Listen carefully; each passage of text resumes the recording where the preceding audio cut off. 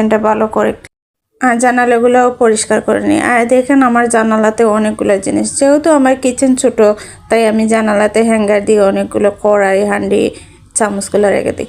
পরে আমি গ্যাসের বার্নারটাও ভালো করে কষিয়ে নিচ্ছি। গ্যাসের বার্নারটা আসলে প্রতিদিনই দেওয়া হয়, এটা সপ্তাহে দেওয়া হয় না। এরপরে আমি টাইলসগুলো ঘষে নিচ্ছি, টাইলসগুলো অনেক ময়লা হয়ে যায়। আর এগুলো কিন্তু প্রতিদিন করি, কারণ এগুলো ঘর মুছতে প্রতিদিন করা হয়, তাই করে নিচ্ছি। যেহেতু সব পরিষ্কার করছি তো করে নিচ্ছে। কালকে অবশ্য আমি এই যে কৌটাগুলো ধুয়ে নেব। এদিকে দেখেন আমি ঘর মুছতেছি, আমার আম্মু আসছে। আমি অনেক রাগ করতেছি যে মোছাটা ময়লা হয়ে যাবে, তুমি কেন আসছো এখানে।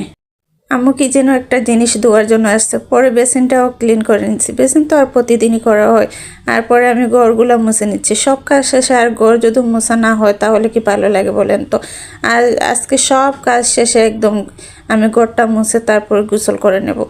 আজ নামাজ পড়তেও আমার অনেকগুলো লেট হয়ে যাচ্ছে, অনেকটা বেলা হয়ে গেছে, জানি না কখন হবে। এই তো এই রুমটা মোছা শেষে আমার প্রায় মোছা শেষ, অন্য রুমগুলো আমি মুছে শেষ করেছি। দেখেন আমার ঘরগুলো মুছতে কত কষ্ট হয়, একদম অল্প অল্প জায়গা। আর এই ফার্নিচারের পাকগুলো অনেক কষ্ট করে আমার মুছে আনতে হয়। বেশি জায়গা হলে, রুমটা বড় হলে দেখেন মুছতেও ভালো লাগে, আর ছোট জায়গার মাঝে এই রুমগুলো মুছতে অনেক কষ্ট হয়। ঘরটা মুছে আমি সোজা গোসলে গেলাম। গোসল থেকে এসে আমি আমার খাবারটা বেড়ে নিচ্ছি, অনেক বেলা হয়ে গেছে।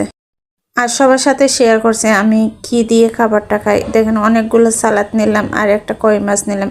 এদিকে আমি মিষ্টি লাউটা ভাজি করেছিলাম, এই মিষ্টি লাউটা নিলাম। আর নেব শাক, পাট শাক। পাট শাক দিয়ে এই খাবারটা আমি খেয়ে নেব।